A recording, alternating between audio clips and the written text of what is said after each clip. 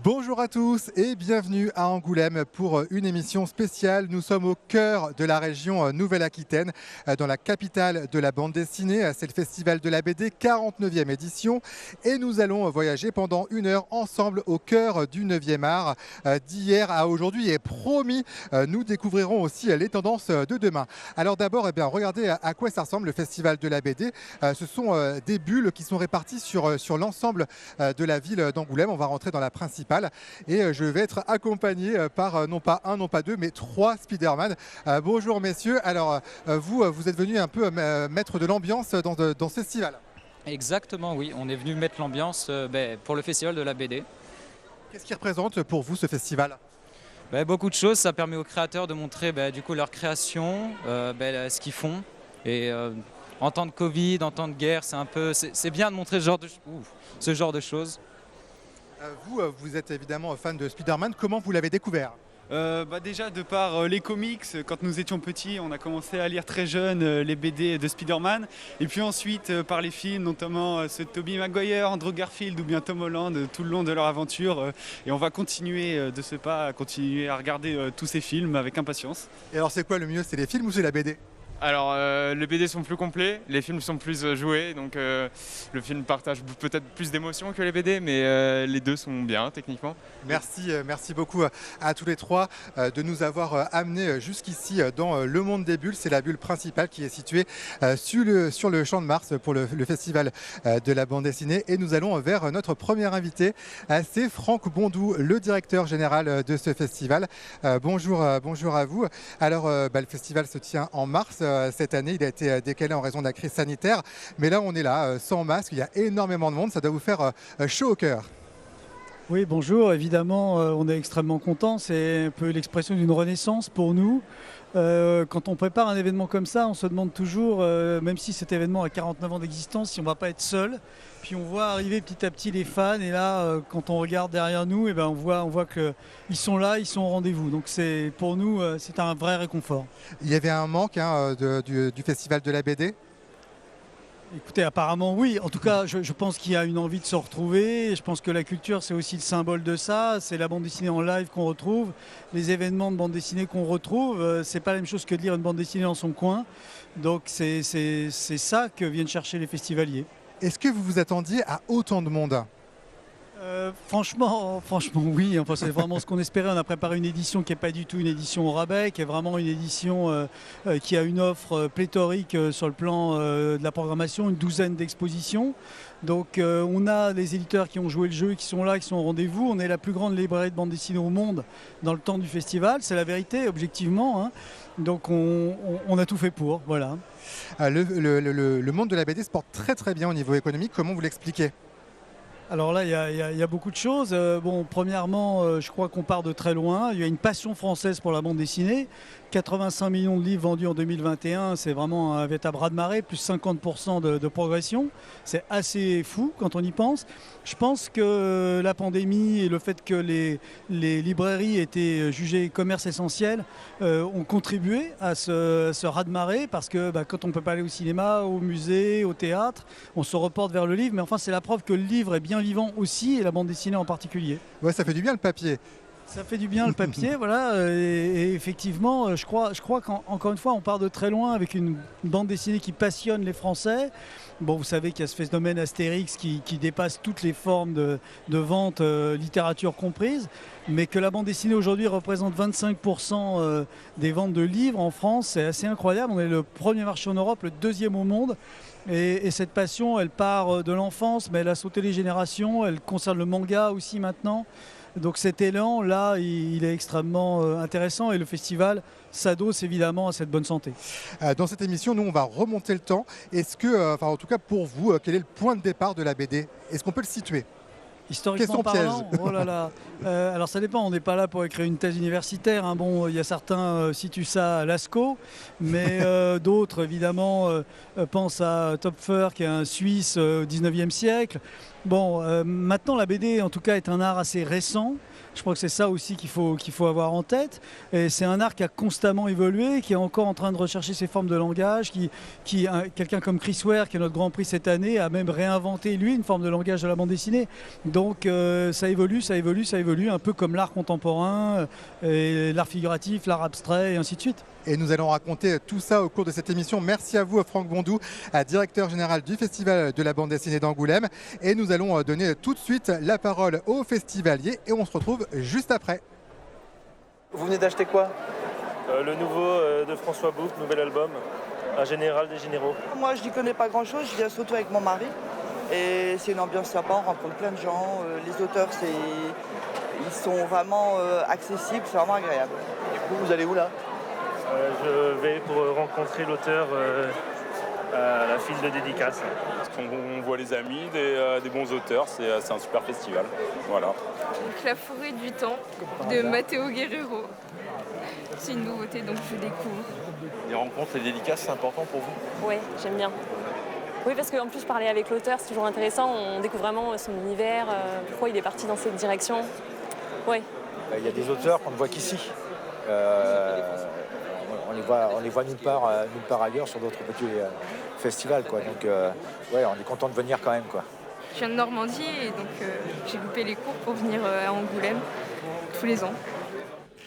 Et nous nous sommes téléportés à l'autre bout du festival. Nous sommes au musée d'Angoulême avec deux expositions sur deux précurseurs. Il y a l'expo Mizuki qui est un maître du manga. On verra ça dans un instant. Mais on va débuter avec un nom qui parle à tout le monde. C'est celui de Goscinny. C'est le papa bien sûr d'Astérix, mais aussi de Lucky Luke ou encore de Nicolas du petit Nicolas avec Sampé.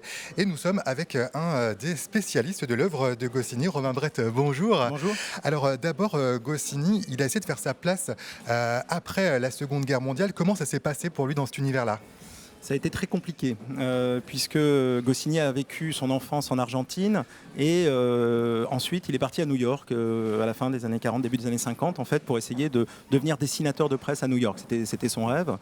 Ça n'a pas du tout marché, mais par un concours de circonstances, il s'est retrouvé au début des années 50 en France pour essayer de percer, d'abord dans le dessin, et puis ensuite il a découvert qui pouvait être scénariste de bande dessinée. Son premier héros populaire, même si ce n'est pas lui qui l'a inventé, c'est celui de Lucky Luke.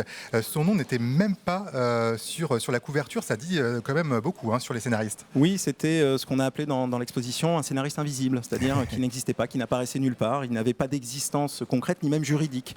Et l'un des aspects sur lesquels on a essayé d'insister, c'est aussi cette dimension donc, de précurseur d'un métier, d'un point de vue juridique aussi. Alors là, évidemment, on est dans la salle qui est réservée à Astérix. C'est vraiment son personnage le plus connu. C'est émouvant de voir ces planches, c'est des originales. Oui, tout à fait. Ce sont des planches originales. On a eu la chance de collaborer avec la Bibliothèque nationale de France sur cette exposition. Albert Uderzo avait remis 3 albums, l'intégralité de 3 albums à la Bibliothèque nationale de France en dépôt, et ils nous en ont prêté un certain nombre. Il y en a une qui vous marque spécialement, vous, c'est celle-ci. Pourquoi ? Alors c'est une des planches donc d'Astérix le Gaulois, c'est-à-dire la première aventure d'Astérix, qui date de 1959, et c'est la première apparition de la fameuse potion magique. On voit ici donc le druide panoramique qui est en train de préparer la potion avec Astérix et Obélix et qui donne quelques ingrédients. On sait par exemple qu'il y a du gui et du homard. Le homard n'est pas nécessaire, mais ça donne du goût à la mixture, apprend-on. Là, on voit le talent de Goscinny, ces petits mots qui font vraiment tout le sel de ce personnage. Oui, c'était un maître de la langue et des mots, Goscinny. C'est ce qu'on essaie de montrer dans l'exposition, c'est-à-dire un talent à concevoir des histoires, mais aussi une maîtrise de la langue française qui, rappelons-le, il a beaucoup parlé espagnol quand il était en Argentine, beaucoup parlé anglais quand il était aux États-Unis. Finalement, la France, il l'a découverte avec véritablement le français dans les années 1950. Il y a du monde dans l'exposition, ça vous fait plaisir ? Oui, ça nous fait énormément plaisir parce que Goscinny, on le connaît sans le connaître. Et donc notre but, c'est de montrer aussi ces aspects un peu méconnus du personnage. Vous, qu'est-ce qui vous plaît le plus en fait dans son travail de scénariste ? En quoi c'est un génie ? C'est une question difficile, mais moi, ce qui me plaît énormément, c'est que c'est quelqu'un qui avait un humour d'une extrême bienveillance. C'est quelqu'un qui était marqué évidemment par l'humour, qui avait été marqué par des tragédies familiales, par une existence difficile dans les années 1950. Et finalement, il a réussi à surmonter ces difficultés pour créer une œuvre de réjouissance, de rassemblement. Et en ce moment, on peut dire que peut-être on en a besoin plus que d'habitude. Ici, nous sommes dans une autre salle. Alors là, c'est sur un autre album. C'est la Serpe d'Or. Et là aussi, c'est un trésor, hein, c'est ce que vous disiez. Oui, c'est ce qu'on a appelé entre nous, avec Jean-Pierre Mercier, l'autre commissaire, la salle du trésor, où on a pu exposer un très grand nombre de planches de cette aventure, la Serpe d'Or, qui est donc le deuxième album d'Astérix. Et pour la première fois, les Gaulois sortent du village et ils vont à Lutèce, qui est une ville présentée comme dangereuse et malfamée. Et ils vont mener une sorte d'enquête policière donc à Lutèce.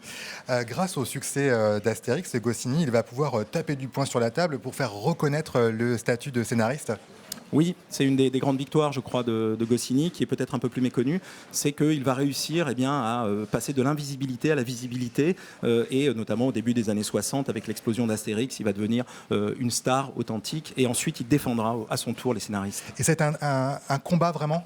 Oui, c'est un combat qui a été douloureux aussi, on en parle dans l'exposition, il y a eu des moments difficiles de revendication et on essaye de montrer donc avec notamment un historien, Yann Potin, avec lequel on a collaboré, comment il s'inscrit finalement dans une lointaine filiation avec Beaumarchais ou Balzac dans la reconnaissance des droits. Il a aussi permis de faire émerger les talents, c'était très important à ses yeux. Oui, quand il est devenu, n'oublions pas qu'il fut aussi directeur de Pilote, le fameux magazine.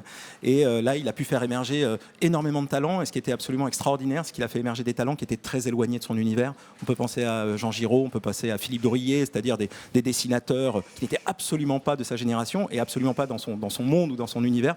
Et pourtant, il a pressenti qu'il fallait défendre aussi cette bande dessinée. Est-ce qu'il inspire encore des auteurs aujourd'hui ? Il inspire de très très nombreux auteurs et c'est pour cette raison qu'on a tenu aussi à en interviewer un certain nombre et sont disposés donc notamment dans l'exposition des écrans où on peut écouter ses héritiers donc scénaristiques. C'est la première fois qu'il y a une expo 100% Goscinny ici au Festival d'Angoulême, ça vous étonne ou pas ? Il y avait eu 2 expositions précédemment qui avaient été à Paris notamment sur sa biographie on pourra dire et puis sur sa relation au cinéma et jamais d'exposition sur son rapport au scénario. Voilà, donc c'était un paradoxe et c'était une anomalie qui vient d'être un petit peu résolue d'une certaine façon. Et on va se quitter sous cette pluie de mots. Merci à vous. Merci. Romain Brett, commissaire de cette exposition. René Goscinny, scénariste, quel métier ?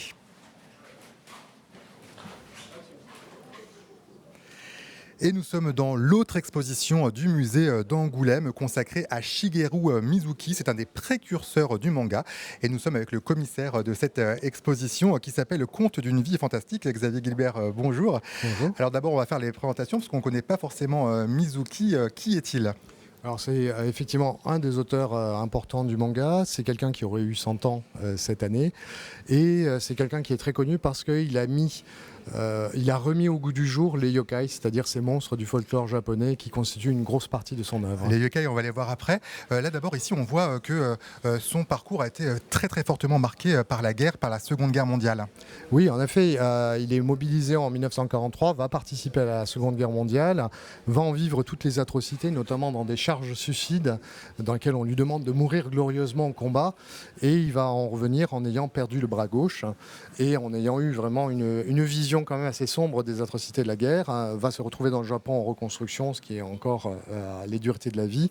Et c'est quelque chose qui va marquer extrêmement fortement son œuvre, dans lequel on trouve donc une certaine amertume, mais aussi un bel engagement politique. Là, par exemple, on le voit sur ces planches-là, on voit l'influence de la guerre.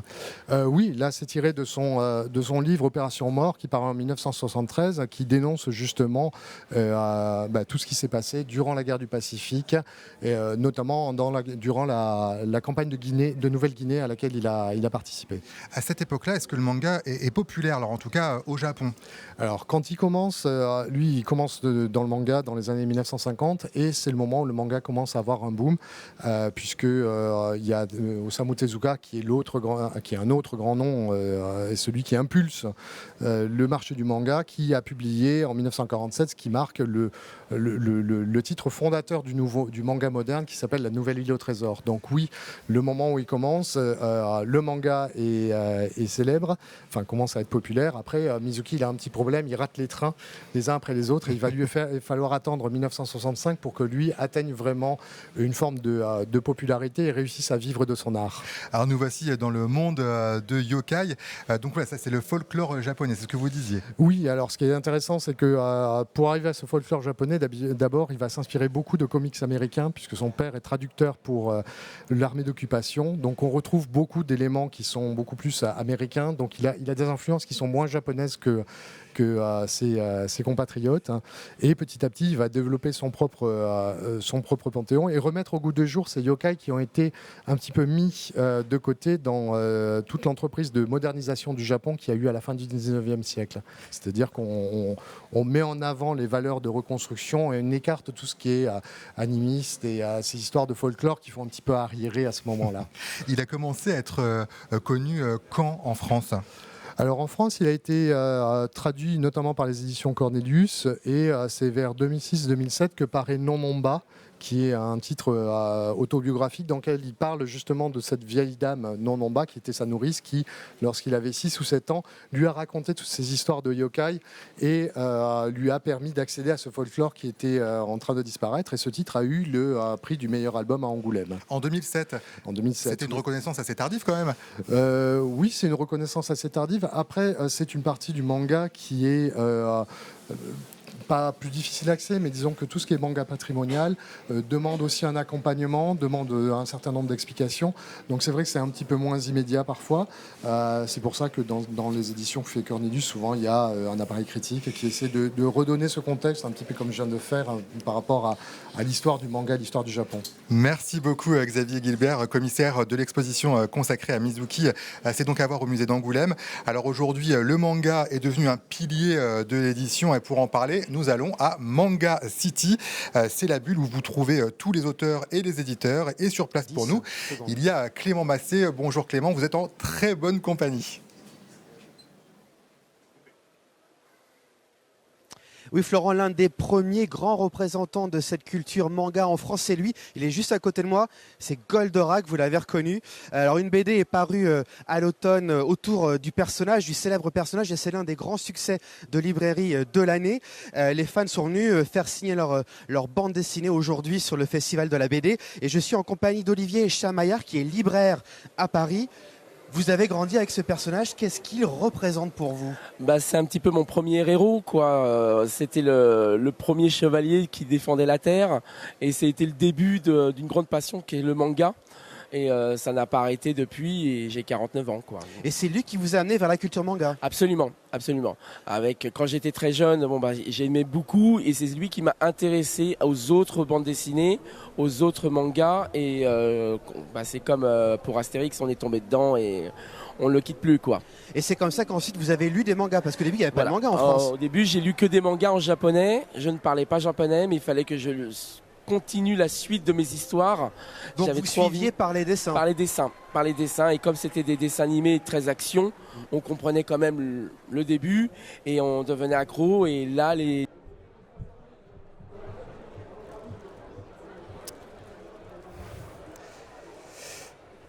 Alors, nous sommes de retour dans le monde des bulles. C'est la bulle principale pour le Festival de la bande dessinée.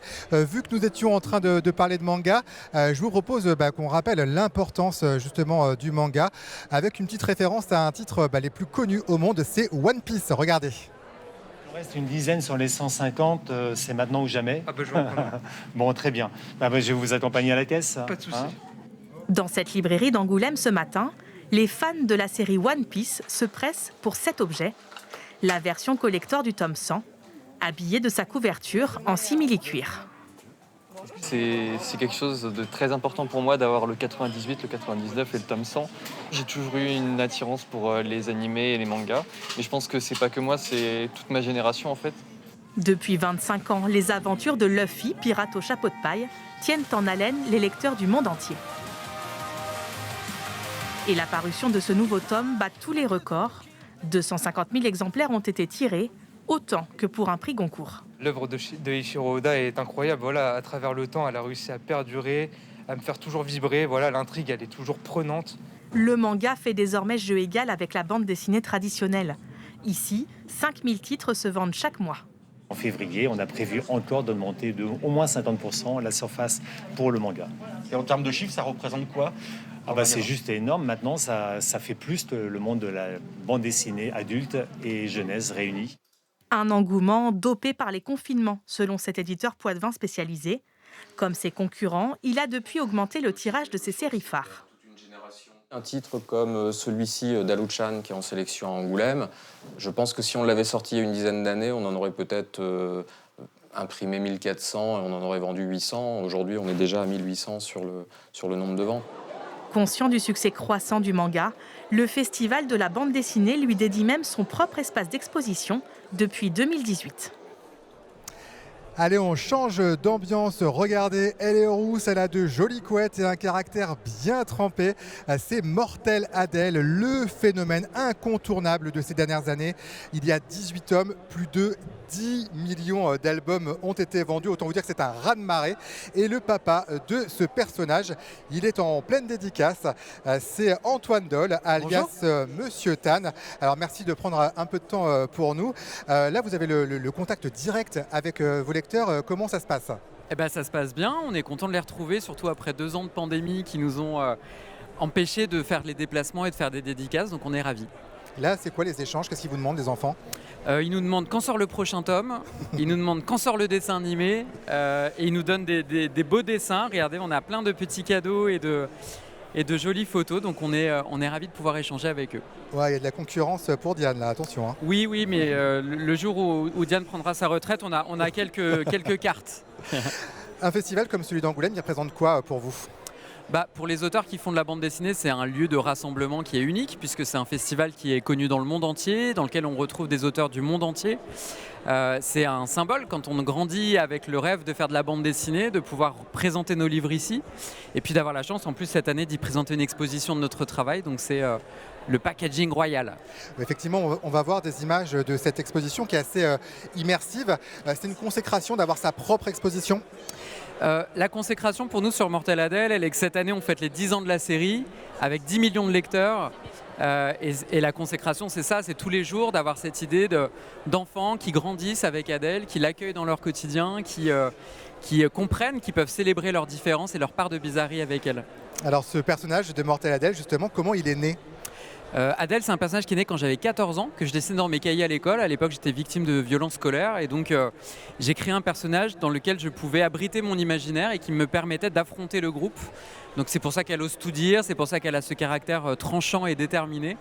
Et voilà, et puis 25 ans plus tard, c'est devenu une bande dessinée. C'est une revanche aussi du coup pour vous? Une revanche, en tout cas, c'est une joie de se dire que le rôle qu'elle a joué dans ma vie quand j'avais 14 ans, qui était de m'aider à affronter le groupe et les violences et de trancher cette part de ténèbres-là, c'est un rôle qu'elle joue aujourd'hui dans la vie de millions d'enfants et c'est plutôt chouette qu'elle leur montre qu'ils sont capables d'affronter toutes les situations. Alors c'est une petite fille avec un caractère très très fort, est-ce que c'est aussi une œuvre féministe?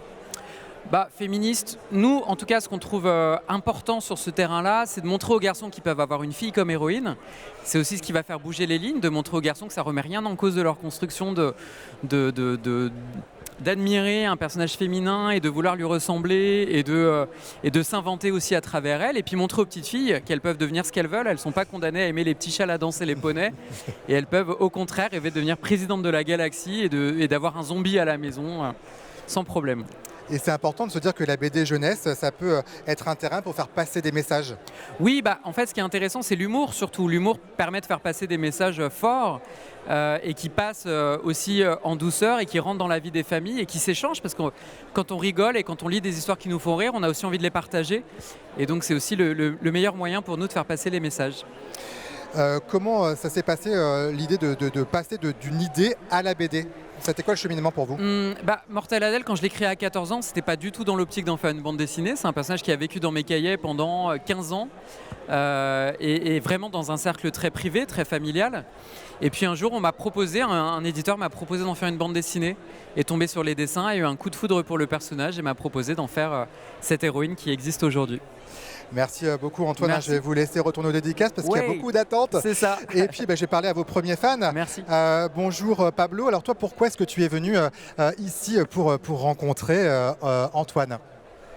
Bah, je sais pas trop, je voulais le voir. Toi, pourquoi tu aimes ce personnage de Mortel Adèle?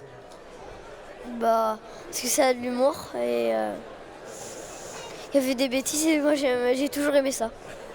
Tu aimes faire des bêtises et c'est aussi beaucoup de désobéissance face aux parents. Ça aussi c'est important pour toi? Bah oui. Et toi Zélie, pourquoi tu es venue ici pour rencontrer les auteurs? Bah, parce que je voulais voir un peu comment c'était le festival et il y avait plein de choses que j'aimais en BD donc je voulais venir. Il y a plein de choses que tu aimes et toi pourquoi Mortel Adèle elle te parle? Parce que ça change d'avoir comme héroïne quelqu'un qui fait des bêtises et justement ces bêtises c'est l'humour que ça rend et j'aime bien ça. Alors tu es venu aussi découvrir le festival de la bande dessinée, tu en penses quoi? J'aime bien parce que ça permet de découvrir plein de choses et tu peux aussi faire dédicacer tes livres. Merci à vous. Je vais vous laisser reprendre votre place parce que vous aussi vous attendez avec beaucoup d'impatience ce moment-là. Et nous allons aussi maintenant donner la parole à l'illustratrice, c'est Diane Lefeyer. Merci aussi d'être avec nous. Je vais vous laisser, s'il y en a qui veulent aussi être avec Antoine. Oui. Alors vous, votre histoire aussi, c'est une rencontre. Vous n'étiez pas dès le début dans l'histoire de Mortel Adèle. Vous êtes arrivé au tome 8. Comment Absolument. vous avez été embarqué? Eh bien, j'ai reçu un coup de téléphone un jour, on m'a dit « Est-ce que tu veux t'occuper d'une petite fille qui a beaucoup de caractère et un tempérament plutôt volcanique comme ses cheveux ?» Alors j'ai dit « Bah oui, absolument, ça me correspond bien. » Moi je suis très sage, mais je m'amuse énormément en dessinant, donc ça me correspond très bien. Et c'est quand même un sacré défi de reprendre un personnage comme ça. Comment ça s'est passé pour vous?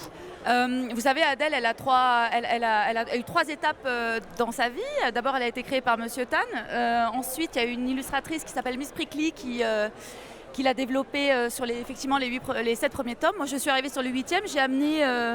J'ai amené mon énergie. Moi, je viens du dessin animé et de l'animation. Donc, j'ai une manière de dessiner. J'ai un trait qui bouge beaucoup. J'adore les couleurs. J'en mets partout. J'aime quand les images, elles débordent. Et je pense que c'est ça qui correspond bien avec ce caractère explosif.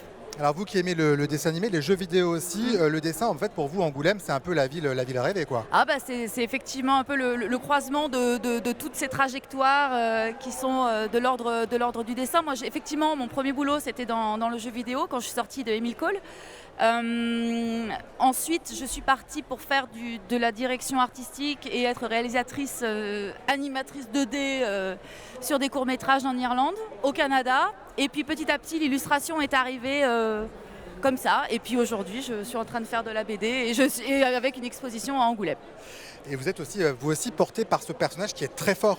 Oui, moi qui étais extrêmement sage et qui effectivement, j'aimais pas trop moi m'exprimer. Je pense que ça m'a manqué un peu un personnage féminin finalement aussi fort moi dans mon enfance. Alors, moi j'adorais Picsou, Donald, donc je me suis beaucoup investie avec Picsou et Donald. Mais c'est vrai que pouvoir aujourd'hui représenter, dessiner cette petite fille qui porte tellement de valeur et d'énergie pour tous les enfants qui nous lisent, c'est génial. Et vous, à titre personnel, vous êtes une femme, oui. Vous êtes illustratrice, comment ça se passe dans le monde de l'édition jeunesse? Écoutez, ça se passe très bien, moi je suis très bien dans ma place et là où je suis, je trouve que il y a de plus en plus de femmes qui sont dans le métier de l'image. Je suis moi-même professeure dans des classes qui sont en parité totale. Non, nous les filles, on est là, on représente. On a de l'imagination, on a des idées, on a du talent, on est là quoi. Et de retrouver ce festival après 2 années difficiles, c'est un moment de bonheur aussi? Oui, c'est sûr que de se retrouver au contact de nos lecteurs, 10 millions de lecteurs, de voir tous ces enfants, de voir une petite fille qui est déguisée, qui est arrivée en Mortel Adèle pour nous aujourd'hui, de parler aux enfants, de parler aux parents, de parler aux grands-parents, c'est fantastique. Et de parler aussi avec les équipes de France 3. Oui. Merci beaucoup Antoine Doll et merci aussi beaucoup à Diane Lefeyer. Et nous allons poursuivre notre voyage au cœur de la BD, rejoindre Clément Massé avec une tendance très actuelle, c'est la bande dessinée documentaire, un genre en plein boom. Et pour parler de bande dessinée documentaire, Florence, je vous emmène à la rencontre de Christophe Blain, l'auteur du succès de librairie Quai d'Orsay, dont le 2e tome a reçu le prix du meilleur album à Angoulême, c'était en 2013. Quai d'Orsay, ce sont plus de 500 000 exemplaires écoulés en librairie, mais également une série adaptée au cinéma par Bertrand Tavernier. Alors le dessinateur est en pleine dédicace, vous le voyez, il y a pas mal de monde derrière moi qui fait la queue pour se faire signer leurs ouvrages. Je suis à côté de l'une de ces personnes. D'ailleurs, vous, madame, vous m'avez expliqué tout à l'heure que vous aviez découvert Christophe Blain à travers Quai d'Orsay, justement. Quelle découverte est-ce que ça a été pour vous ? Quelque chose de fabuleux. J'ai ouvert l'album parce qu'il était fauve d'or, donc je me suis dit, je vais quand même jeter un coup d'œil. Le dessin, a priori, m'a fait oups, et alors là, j'ai été embarquée, mais je ne l'ai plus lâché. C'est l'énergie du dessin ? C'est de l'énergie, du dessin, c'est un maximum d'humour. C'est des choses c'est incroyable la façon dont il arrive à faire passer des intentions, une vivacité, des interactions humaines comme ça à travers un trait qui est absolument génial. Parce qu'il a un dessin qui est quand même très simplifié. On n'est pas dans le graphisme académique et c'est extrêmement parlant.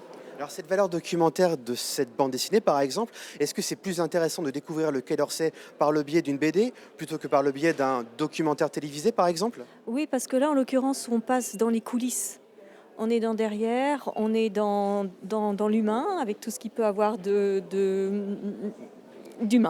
C'est-à-dire pas du tout académique, pas du tout glacé. Et l'avantage de la BD, c'est que on a son propre temps de narration. On se laisse envahir par certaines images, on passe le temps qu'il faut, on éclate de rire dessus, autant de temps qu'il nous est nécessaire. Ça génère plein d'émotions qu'on a le temps de gérer avant de passer à la case ou à la page suivante. Merci beaucoup, madame. Je passe à un autre visiteur qui est juste là. Vous, monsieur, vous vous intéressez à quel aspect de son travail ? Moi, j'aime beaucoup son trait parce qu'il est particulier et il est unique, tout simplement. C'est un trait jeté et qui se différencie beaucoup des autres auteurs qui ont la mouvance actuelle. Et pour moi, c'est parfait.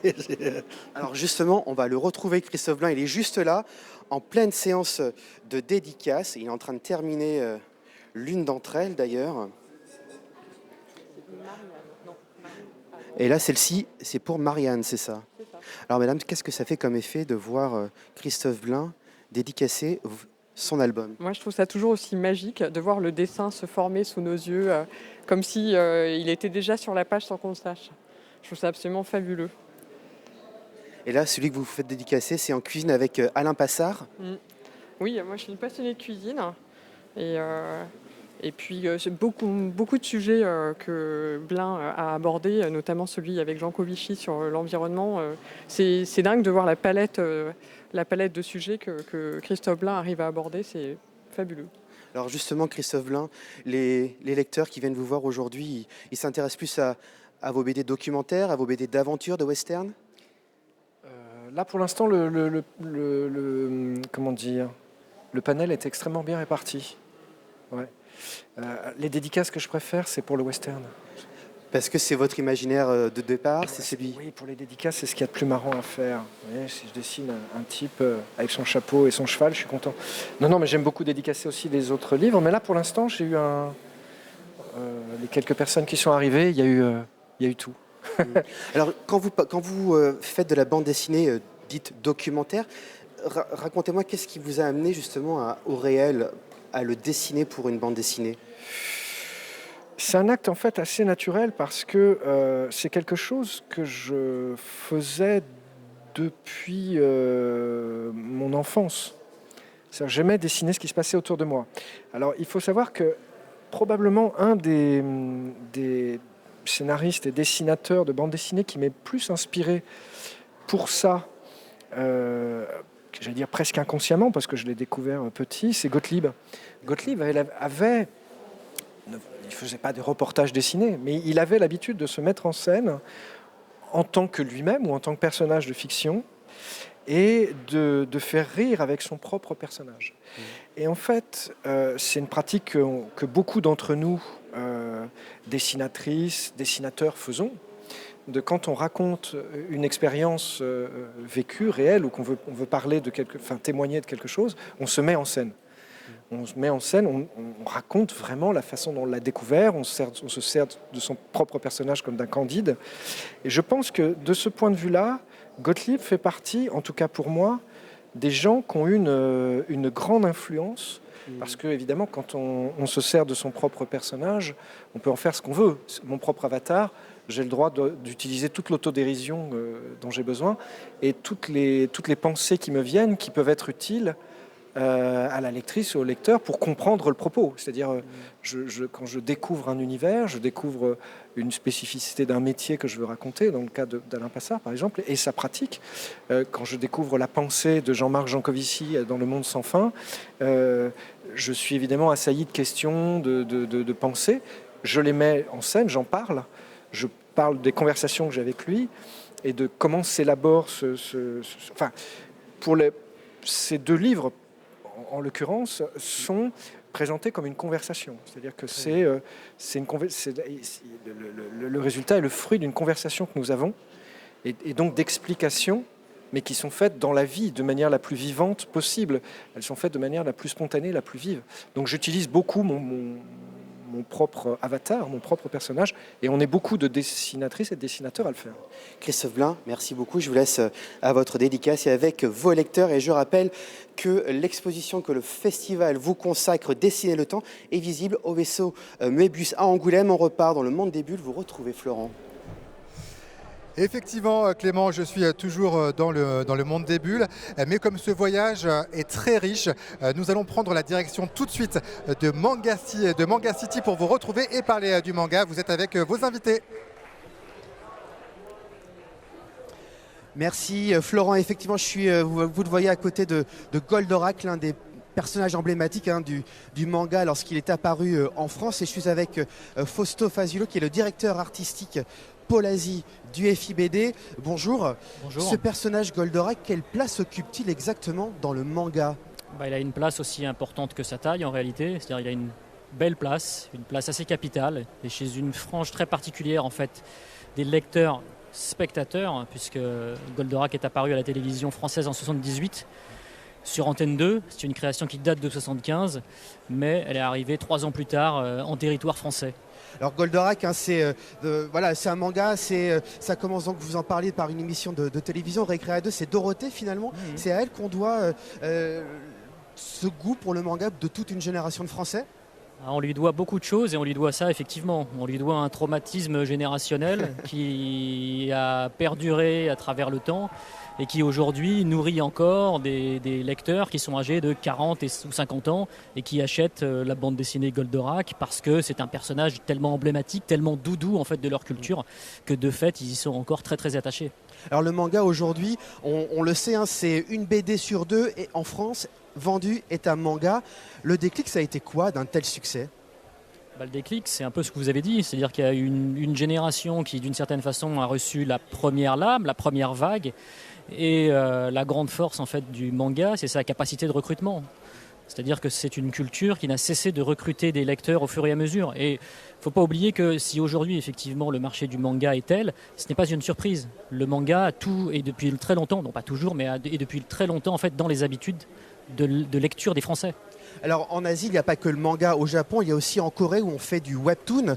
Et c'est quelque chose qui se développe de plus en plus en France. C'est une forme de bande dessinée, mais qui se lit sur téléphone portable. Tout à fait. Et là aussi, ça participe d'un attrait progressif pour une culture plus globale, qui est la culture coréenne, qui s'est développée à travers la K-pop, qui s'est développée à travers les dramas, qui est aujourd'hui extrêmement relayée sur des plateformes de streaming comme Netflix. Donc il y a un soft power coréen qui n'a jamais été aussi fort en fait qu'aujourd'hui et qui monte et qui est soutenu justement par différents médiums, dont la bande dessinée, mais là effectivement sous une forme numérique avec le webtoon. Et en France, on l'adapte au support papier, parce qu'on aime ça nous le papier. Le lectorat français est très fétichiste. Effectivement, il aime le livre, il aime le papier, alors que si vous allez en Corée, par exemple, si vous allez à Séoul, c'est très très difficile de trouver par exemple des librairies spécialisées dans la bande dessinée. Tout le monde lit sur son smartphone, alors que si vous êtes dans le métro ou dans les transports en commun en France, vous regardez les gens, il y a très peu de personnes qui lisent de la bande dessinée sur son téléphone portable. Fausto Fazulo, merci beaucoup. Je rappelle que vous êtes le directeur artistique du Polasi, du Festival international de la bande dessinée d'Angoulême. Alors, On ne le sait pas forcément, mais le manga, c'est aussi une aventure régionale en Nouvelle-Aquitaine, car on va le découvrir. Un éditeur poitevin, il s'appelle Stéphane Duval, il est juste là, a créé sa propre maison d'édition qui s'appelle Le Lézard Noir. Bonjour Stéphane Duval. Cette aventure du manga en Poitou-Charentes, est-ce que c'était pas un petit peu une folie au départ? J'ai pas du tout réfléchi en fait quand je me suis lancé à faire le Lézard Noir. J'étais disquaire, j'avais envie d'éditer un auteur japonais, je me suis lancé et le nom m'est venu comme ça. C'était le nom d'un roman policier japonais et voilà, j'ai pas calculé. Donc sur un coup de tête? Sur un coup de tête, complètement. Et comment ça s'est développé par la suite? Comment est-ce que c'est devenu une maison d'édition qui s'installe? Au fur et à mesure de mes rencontres au Japon et de mes déplacements, j'y ai découvert tout un tas de titres et ça a été vraiment une caverne d'Alibaba, ça a explosé, c'était des couleurs qui partaient dans tous les sens. Et je me suis dit, ces titres-là, moi je lis pas le japonais, j'ai envie de les lire, donc je les fais traduire par quelqu'un et il y aura sûrement d'autres personnes intéressées. Alors justement, quelles sont les bandes dessinées dont vous êtes le plus fier d'avoir publié depuis que la maison existe? Alors, peut-être celui qui nous a donné une reconnaissance la plus grande, c'est Shisakobe de Minetaro Mochizuki, qui a eu le prix de la série il y a 4 ou 5 ans maintenant. Et puis ensuite, ce qui m'a conforté, c'est le fait d'avoir aussi un succès avec La Cantine de Minuit. Voilà. Parce que voilà, c'est le titre qui a le mieux marché. Ça montrait qu'on n'était pas juste l'éditeur d'un coup éditorial. Oui, parce qu'il y a aussi Le Tigre des Neiges, Je suis Shingo, Stop Ibarikun. Il y a énormément de Il y a beaucoup de gag manga aussi. C'est du gag manga, entre autres. Aujourd'hui, il faut se battre pour acquérir les droits de manga quand on est un éditeur comme le Lézard Noir. Il y a beaucoup de nouveaux entrants sur le marché qui ont gagné beaucoup d'argent, qui ont une manne financière énorme et les prix flambent. Les prix du papier flambent et les prix des droits flambent. Alors comment on s'y prend quand on est un éditeur comme vous? Il faut être malin. Il faut essayer de sortir des sentiers battus comme on le fait depuis 18 ans.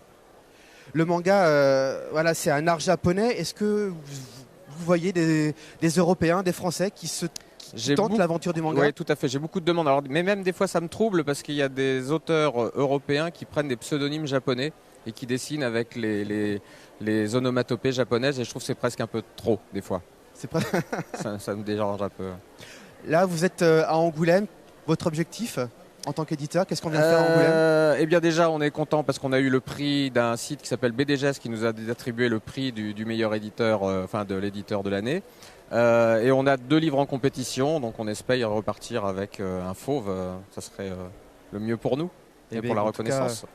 On vous souhaite le meilleur lors de ce festival. Stéphane Duval, merci beaucoup. Merci à vous. Je rappelle que vous êtes l'éditeur et le créateur de la maison d'édition Le Lézard Noir.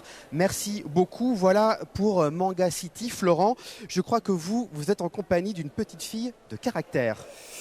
Alors, pas vraiment. On est passé de Mortel Adèle à la dernière partie de l'émission. Nous allons continuer notre voyage et je vous avais fait une promesse au début, c'est de découvrir la BD de demain. Quelles sont les prochaines tendances? Eh bien, pour y répondre, 2 invités sont avec moi. Marie Fabry, bonjour. Bonjour. Vous êtes responsable du marché international des droits. Et à vos côtés, il y a Stéphane Beaujean, directeur éditorial des éditions Dupuis. Alors, les éditions Dupuis, c'est les Tuniques Bleues, c'est les Schtroumpfs, c'est Kid Paddle, Lucky Luke. C'est quand même du lourd. Alors, la question boule de cristal, je vais commencer avec vous, Marie. Comment la BD peut évoluer? D'abord, est-ce que le marché peut rester aussi tonique? Mais écoute, déjà, on espère. Il n'a jamais été aussi tonique qu'en 2021. C'est le marché, le segment du livre le plus dynamique. C'est-à-dire que c'est juste après la littérature générale. Donc c'est vraiment un secteur très très porteur qui n'a de cesse de grandir d'année en année. Est-ce que vous avez des projections? Est-ce qu'on peut rester sur cette dynamique-là ou pas? On espère, il n'y a pas de raison que ça s'arrête. Le manga continue à être une des grosses locomotives. La BD jeunesse, mais Stéphane pourra vous en parler. Donc aucune raison que ça ne s'arrête. En tout cas, on souhaite que tout ça continue. Chez Dupuis aussi, on a le sourire. Tout à fait. Je pense que toute l'édition bande dessinée a le sourire. Excepté peut-être les auteurs, parce que c'est sûr que les questions des rémunérations des auteurs restent quelque chose de majeur à réfléchir sur le futur. En tout cas, sur le plan de la popularité de la bande dessinée, de son accueil du point de vue des lecteurs, c'est sûr qu'on est sur une bonne tendance. Qu'est-ce qui fonctionne le mieux chez vous? Nous, on est spécialisé dans la bande dessinée jeunesse, donc ça restera toujours un peu le cœur de notre identité. Et la bande dessinée jeunesse, après 10 ans d'accalmie entre 2000 et 2010, on va dire, a bien rebondi. Et aujourd'hui, c'est un objet qui est perçu comme une aide à la lecture, comme étant vertueux dans l'éducation, ce qui n'était pas le cas au XXe siècle. Donc ça reste vraiment notre cœur de cible. Et à côté de ça, on a nos lignes de romans graphiques qui sont des genres apparus plus tardivement et qui sont vraiment, là je crois, un relais de croissance très important aujourd'hui. Et ça, comment vous l'expliquez justement, cette tendance du roman graphique ? Tout simplement parce que cette diversification de la bande dessinée, elle arrivait tard, mais elle est logique, elle fait sens chez les lecteurs. Et donc, de plus en plus de personnes qui regardaient la bande dessinée avec timidité se convertissent peu à peu. Je pense que c'est tout simplement ça, c'est une ouverture du public à ce genre qui a été longtemps méprisé et qui continue aujourd'hui son chemin. Alors dans les nouveautés, on parle aussi du webtoon. Marie, qu'est-ce que c'est ? Alors pour vous le faire très simplement, ce sont des créations faites par des auteurs pour des lectures sur téléphone. Ce qui permet d'avoir une bibliothèque dans sa poche et de lire dans le métro, dans le train, partout, dans son lit. C'est vraiment une bibliothèque de manga qu'on a sur son téléphone directement. Et tout le monde en fait peut dessiner et proposer, c'est ça ? Effectivement, c'est totalement accessible à tout le monde, il faut essayer. Même de jeunes auteurs peuvent y tenter leur chance. Là, on doit trouver vraiment un foisonnement sur Internet. Là, c'est vraiment une boîte de jeux énorme. C'est un outil incroyable qui permet de faire beaucoup de choses, y compris de venir mettre parfois un peu de son, un peu d'animation.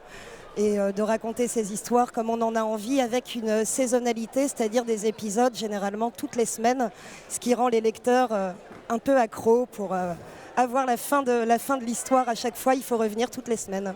On retrouve un petit peu ce côté des magazines qu'on avait après la guerre finalement. Tout à fait. C'est vrai que la bande dessinée a beaucoup prospéré par le biais des publications hebdomadaires et puis ça s'est un peu tari avec l'émergence de la bande dessinée adulte. Et ce côté rythmé, a toujours été présent au Japon et revenait via le manga, un peu cette question de rapidité. On a vu ces dernières années le rythme des volumes de manga s'accélérer. Au début, c'était 1 par an, puis 2 par an. Maintenant, on arrive à des publications de 1 volume tous les 2 mois. On sent qu'on vit de plus en plus dans une société de flux. La vidéo, Netflix et tout ça amène à cette conclusion. Et dans le livre, effectivement, le manga ou le webtoon, je crois, adoptent des modèles de publication qui sont ceux de la jeunesse d'aujourd'hui. Et vous, comment vous y faites face ? C'est une concurrence ou au contraire, vous prenez le sujet à bras-le-corps ? C'est difficile de se positionner, il y a toujours un petit peu des deux.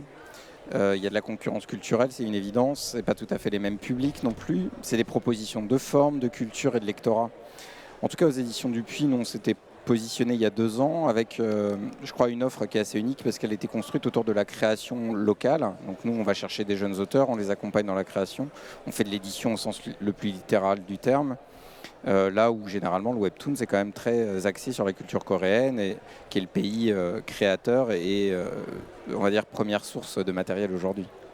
Alors vous parliez du manga, aujourd'hui c'est plus d'une BD vendue sur 2. Est-ce que ça peut prendre encore plus de place ? C'est possible, il y a de plus en plus de créations, y compris d'auteurs français sur le manga. Au départ, on était sur une bande dessinée vraiment japonaise. À l'heure actuelle, on a des Tony Valent, on a d'autres auteurs qui s'emparent de ce médium. Donc je pense que ça peut continuer, oui. C'est aussi votre avis ? Oui, c'est difficile de se projeter comme ça. Ce qui est évident, c'est que, et par sa culture du personnage, et par son rythme de publication et par aussi son orientation vers une culture asiatique qui est de plus en plus populaire en Europe, on voit bien qu'il y a une apaisance pour le manga qui est relayée là aussi par les séries télévisées via Netflix et autres, qui ont été un vrai accélérateur de succès. Donc on a aujourd'hui tout un tas de signaux qui tendent à prouver que le manga, c'est que le début d'une croissance en tout cas. Oui, il y a un vrai écosystème entre le papier, la télé, le web. Oui, tout à fait, vraiment. Alors l'avenir, vous en avez parlé Stéphane, c'est aussi les auteurs de BD, bien sûr, un métier où règne la précarité. Mais cette année, il y a une avancée ici.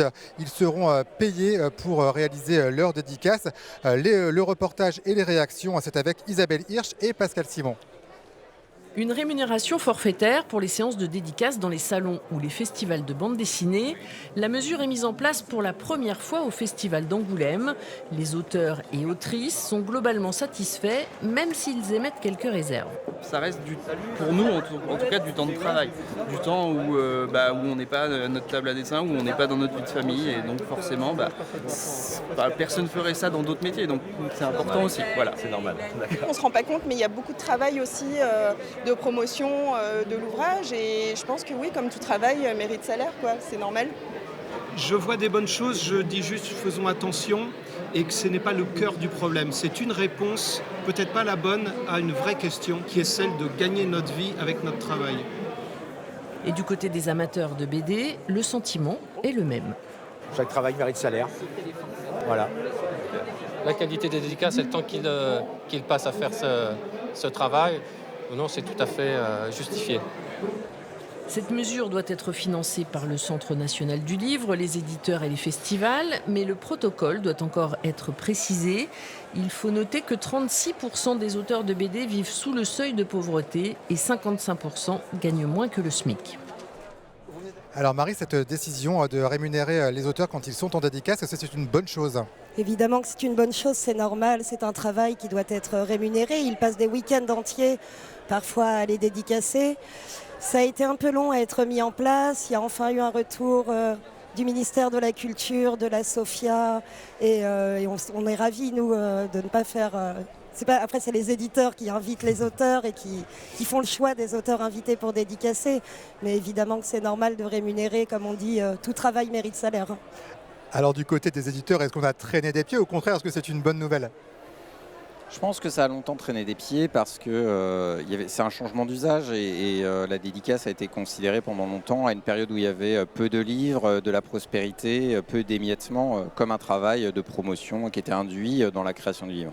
Aujourd'hui, on le sait bien, la transformation des industries culturelles oblige toutes les industries à reconnaître qu'un auteur ne peut pas vivre sans être aussi rémunéré pour son auto-représentation en live.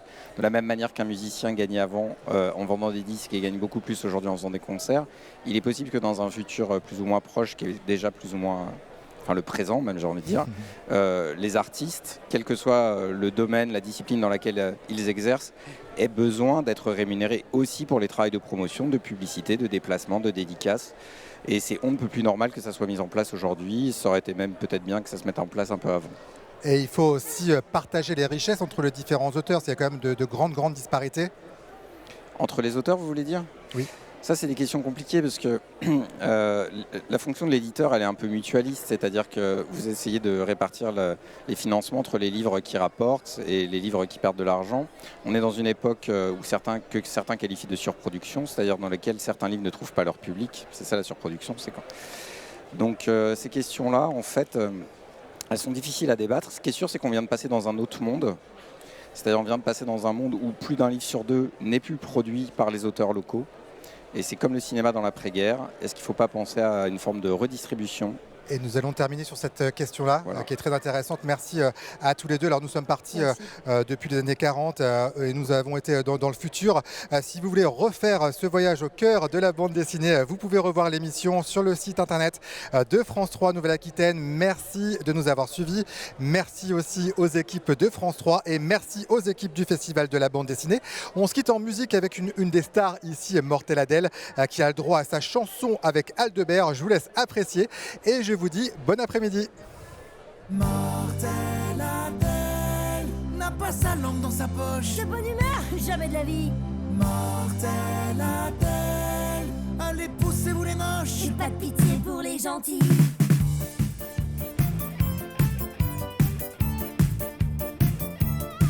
Voici l'histoire d'une petite fille qui a le don de vous faire tourner en bourrique. C'est pas ma